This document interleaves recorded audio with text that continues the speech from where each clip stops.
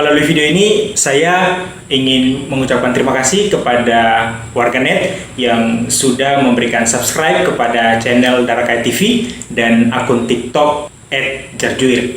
Semoga konten-kontennya dapat menghibur atau memberikan sedikit informasi dan ilmu pengetahuan, terutama ilmu hukum.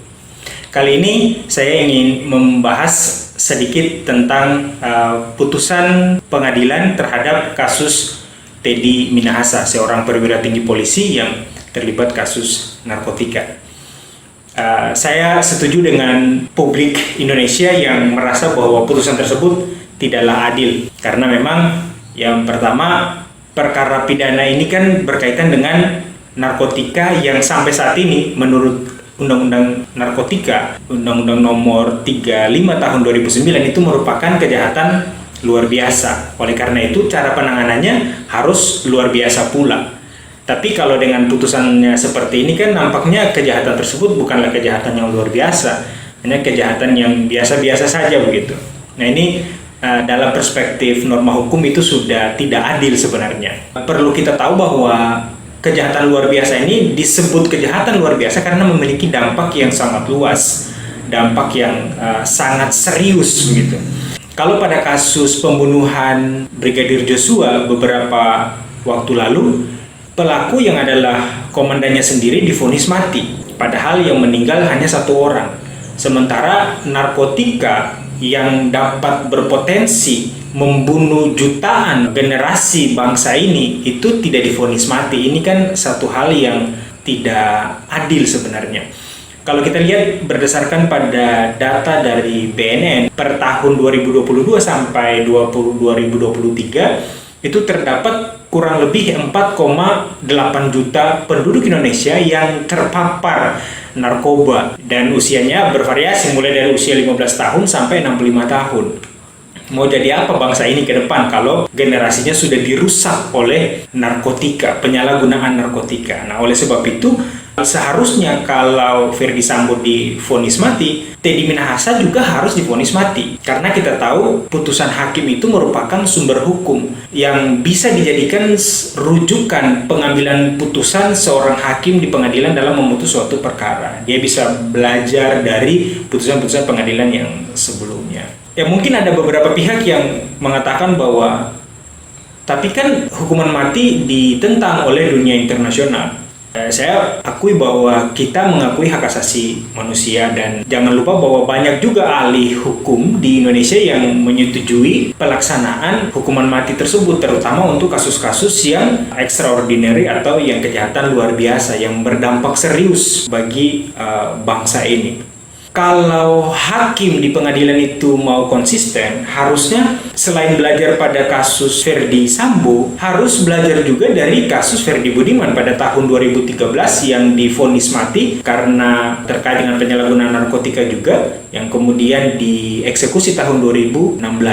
Nah, tapi yang terjadi kan hakim di pengadilan negeri dalam kasus ini di bawah pimpinan Hakim Ketua John Sarman Saragi itu tidak belajar rupanya dari contoh-contoh kasus sebelumnya, putusan-putusan hakim sebelumnya. Nah, padahal putusan hakim itu juga merupakan sumber hukum. Jadi seharusnya memang Teddy Minahasa dihukuman mati karena dia adalah seorang perwira tinggi polisi yang belajar tentang hukum, yang selalu menasehati masyarakat tentang bahaya penyalahgunaan narkotika, tapi dia sendiri yang kemudian melanggar nasihat itu, dia sendiri yang kemudian melecehkan hukum yang dia pelajari itu. Nah, ini kan sangat keterlaluan sebenarnya.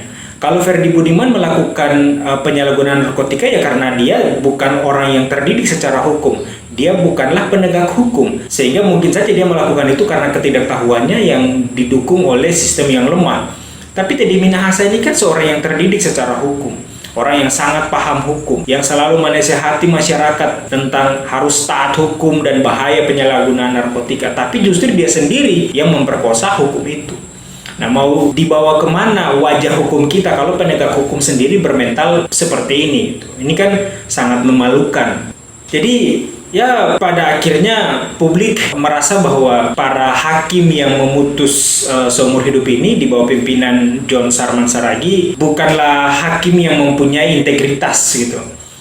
Ya mungkin para hakim ini secara pengetahuan norma hukum mereka cukup berkompeten, tapi kalau menurut saya dalam perspektif asas dan nilai hukum, rupanya mereka buta gitu, sehingga mengambil keputusan yang tidak adil. Karena itu tadi, pertama, mereka tidak belajar dari putusan-putusan hakim sebelumnya. Yang berikut, mereka gagal untuk melihat bahwa ancaman narkotika ini merupakan sesuatu yang sangat bahaya, yang sangat dapat mengancam generasi bangsa ini. Kalau kita belajar tentang ilmu hukum, sebenarnya fenomena ini bukanlah sesuatu yang asing, karena ada satu aliran hukum atau masa hukum yang disebut dengan realisme hukum. Salah satu tokohnya itu adalah Jerome Frank. Dia mengatakan bahwa putusan hakim di pengadilan itu selalu dipengaruhi oleh berbagai modalitas yang ada pada hakim, mulai dari IQ-nya, EQ-nya, maksudnya emotional quality-nya, faktor-faktor sosiologis dan faktor eksternal lainnya gitu, yang semua mempengaruhi hakim dalam memutus suatu putusan di pengadilan. Jadi bukan satu-satunya peraturan perundang-undangan yang dijadikan dasar putusan hakim, tetapi berbagai modalitas itu. Menurut Jerome Frank, dia pernah mengeluarkan satu kalimat yang ya boleh dikatakan sebagai sindiran atau olok-olokan terhadap hakim di pengadilan, bahwa justice is what the judge ate for the breakfast. Ya kalau diterjemahkan secara bebas itu, keadilan yang diputus hakim di pengadilan itu bergantung pada sarapan pagi sang hakim. Kalau dia sarapan pagi adalah sesuatu yang enak, nikmat, pasti putusan hakim di pengadilan akan ringan. Tapi kalau yang dimakan tadi pagi adalah sesuatu yang tidak enak, maka putusannya akan sangat berat.